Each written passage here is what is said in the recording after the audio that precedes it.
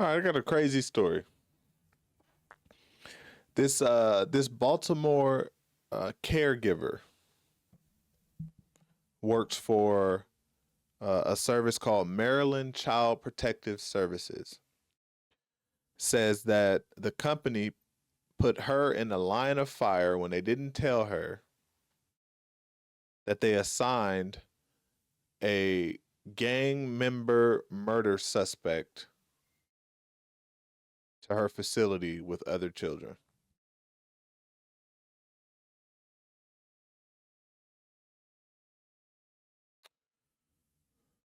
They said they unknowingly assigned it. I mean, I think I believe that they unknowingly did it. Someone needs to be fired. Crazy. I looked this up. The suspect was, I believe, I don't know if he was accused. I know he was accused of murder, but I think somewhere along the lines it was like several murders and some rapes. And they had him not only with this caregiver, but with a bunch of other children. Can't make this up. Y'all let me know what y'all think. All right, it's Ricky Rich with Black Primacy. Please don't forget to like, comment, subscribe, and turn on your notifications. When did you find out Walter was a gang member and also a murderer? On the news, Mr. Pass. On the news. And I cannot believe it. Angela Studevant was stunned last week when she sat down Monday evening and turned on Fox 45 News. I seen the young man and I recognized his face. I just kept on saying, I know this young man. And I was like, oh my gosh, that's Walter. Studevant, for 5 years, worked as a child care specialist at the Children's Home in Baltimore County.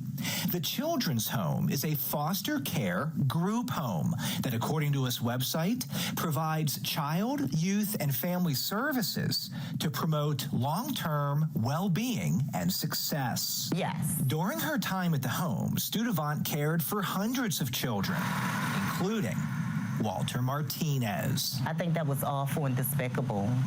That put me in a line of fire that I didn't even know that I was in. On July 27th, 2022, Martinez killed 20-year-old Kayla Hamilton in Harford County. After the murder, Aberdeen police quickly identified Martinez as the main suspect.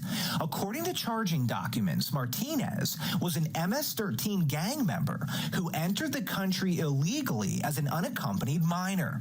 As police investigated Kayla's murder, Child Protective Services took custody of Martinez. Project Baltimore reported last week, police told CPS Martinez was dangerous and should be isolated. Instead, he was placed in the Children's Home, where he was assigned to Studevant. And she tells Fox 45 she was not informed of Martinez's past. We don't have security there to protect us. If a murderer comes in and he wants to kill, he can do it. At one point during his stay, Studevant told Fox 45 she took Walter to the dentist. For over an hour, he sat in the back seat as she drove. He could have hurt you. He sure could. He sure could have. I do not think that you should have accepted him into the children's home. That was very risky, and they need to thank their lucky stars that this young man didn't strike again. It was also while at the children's home that Project Baltimore has now uncovered Martinez enrolled as a student at Lansdowne High School. He shouldn't have been enrolled in school. I have children. I don't want them sitting next to a murderer in school. So how dangerous is Martinez? In August, he was convicted of murdering Kayla and sentenced to 70 years in prison. Project Baltimore has also learned when Martinez was in jail, he wrote a letter to a pastor in El Salvador, which was intercepted by authorities. I did. In the letter, according to Harford County State's Attorney Allison Healy, Martinez admits to murdering 4 people and raping 2, which Healy believes includes Kayla. If I were to make an educated guess at it, I would say that the other 3 were in El Salvador, but I don't know that to be a fact. In a statement to Fox 45, the Children's Home said it cannot comment on matters dealing with their youth and to contact the Department of Human Services, which oversees CPS, if we have questions about Martinez. So we did. And DHS replied, "We are unable to disclose information about child welfare cases." I don't think that he should have ever been outside at all because we were all in danger. MS-13 gang member, like, come on, be for real. Martinez only spent a few months at the Children's Home over the summer of 2022 and into the fall. Studevant says he was causing problems and misbehaving.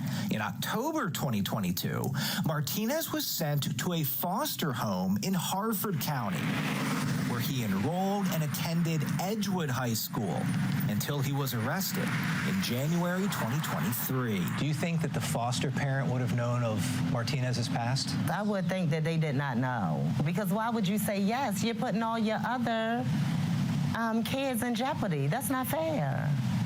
We're here to protect them. We're not here to put them in more harm. That's a problem. Project Baltimore did contact the Harford County foster parent who took in Martinez. We wanted to know if she was made aware that Martinez was a murder suspect and gang member. But similar to the Children's Home and the Department of Human Services, the foster parent declined to answer any of our questions. I'm Chris Pabst, and this is Project Baltimore. I'd like to know that last answer. Did that foster family actually know? Because they need they fostering privileges revoked if so. I don't even know how that mistake can happen. I don't get it.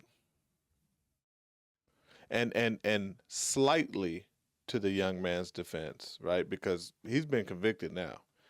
But while all of this was going on, he wasn't convicted. He was a suspect, right? So I want to highlight that. I mean, that's what was said. That's what we've been saying. A murder suspect, and you're not guilty, or you are innocent until proven guilty, right? So I can see how someone like that can be enrolled into schools and such, but not being made aware is just, come on, right? Not having a system set in place for individuals who are, even suspects that's not safe for the kids that they're around. Right, whether they did it or not, there still needs to be some sort of system, some sort of place that they can go, a detention center, something, until they're proven innocent, or until they're proven guilty, or proven innocent, however you look at it. Because, I mean, come on. To not let the people be aware, and something's up with that foster family. I mean, that's an easy answer. If I didn't know something like that, I'm gonna let the world know I didn't know. So they declined to answer.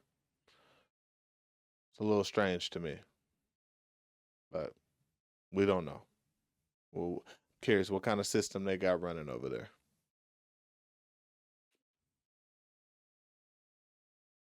Because if I'm the parents of any of those students at that school, I'm hot. That kid was enrolled by those parents, those foster parents,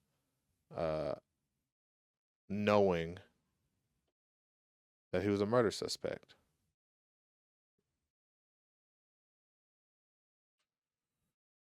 Pray to God I don't ever have to deal with this when I have kids, with this type of stuff. I only have to worry about protecting myself and my wife. That's it. And it's gonna be crazy. It's gonna be crazy having to deal with this type of stuff. These parents and other adults, you know, just doing silly things like this. Y'all let me know what y'all think, all right? It's Ricky Rich, Black Primacy. Please don't forget to like, comment, subscribe, and turn on your notifications.